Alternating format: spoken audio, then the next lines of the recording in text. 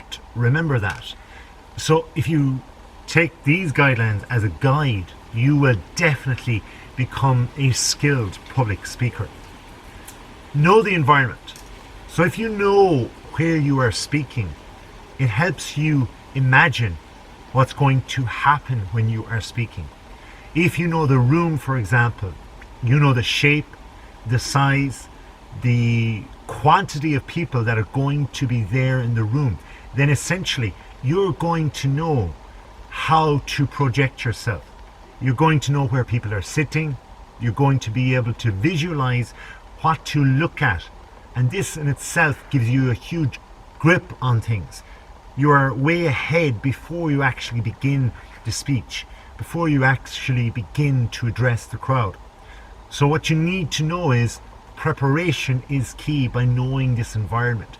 This environment allows you to prepare ahead of time so that your timing of your speech, your timing of whatever you're doing in front of people in that way is dictated by your knowledge of exactly what's around you. You need to test what is going on in your speech. You need to realize that it's quite possible if the room is bigger than what you're used to, then you actually have to perhaps use a type of electronic equipment. Take, for example, a microphone. Now, a microphone is a wonderful thing. It projects your voice. It allows you to reach a higher depth in the actual physical building that you're in the room that you're in. But not everybody can actually use a microphone properly. Think of when you're at a nightclub or a disco or some sort of public event where there is somebody speaking and they speak much too close to the microphone, or their speed of what they say or how they say it is far too quick, and then the speakers are muffled or the speakers are not pointing in the proper area. Often people are too polite to actually show that they don't hear what you're saying or can't clearly hear what you're saying. Then if you ask a question to the audience and if they don't hear it, it's not your fault, but it is. Because if you have not tested your equipment, then it is your fault. So there are technical difficulties, and that's just the microphone. These are things, electronics that can project things, and cameras are another things. You need to test them before. Practice in front of a mirror. It really is the oldest trick in the book, but it works because you need to be able to look at yourself and to be able to look yourself in the eye, pardon the pun. And of course, if you're looking in the mirror, there is no tougher judge of what's looking back at you, and that's you yourself. You can see how you look, how you talk, perhaps is a different thing, but you can record yourself and hear your voice back. And trust me, not everybody is happy. Most people are not happy or even satisfied with their voice. They often think, do I sound like that really? Oh, maybe it's just the recorder. Maybe it's just something going on. I don't really sound like that. I sound differently. But that's because your voice is within your realm of your head, which is closer to your brain, and the speeds are different to how you speak and how you talk, and then of course how it's relayed back into the recorder and so on. So yes, you do sound differently, but remember, it's your perception of how you sound as well. So you need to practice in front of the mirror to see and look exactly as you think you do or don't look. Take every opportunity to speak. I mean, you mightn't be asked to speak very often, but offer yourself. I mean, if it's only 3, 4, 5 minutes, if you're only introducing somebody in a speech, that in itself is an opportunity to get in front of a few people and say to them, hey, here I am. Okay, they're not there for you if you're just presenting for somebody else, if you're just opening out, say, a concert, if you're just 1 minute, one line saying, hey, I would like to welcome on stage somebody, da da da da da. And the reality is they're all there just to watch the concert. They're all there to hear the other speaker. But that's fine. For you, you're projecting yourself. You're doing the hardest thing for yourself. You're getting out there. You're imagining the people in front of you. You're going and walking across the stage. You're holding the microphone. You're adjusting the microphone. You're speaking at a certain level. You're looking into the crowd. You're doing all the beginning things, and you're taking that opportunity to speak. Practice good body language, or body language and movement. You want to be able to say what you're saying. If you go up on stage and you're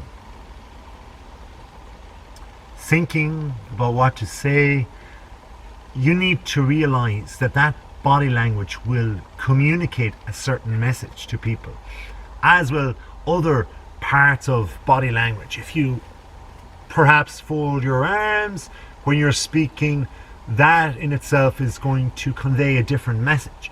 You need to be aware that there could be a reaction from that message. So there are all different types of parts of body language, but you need to practice. Again, the mirror, go back to that earlier suggestion.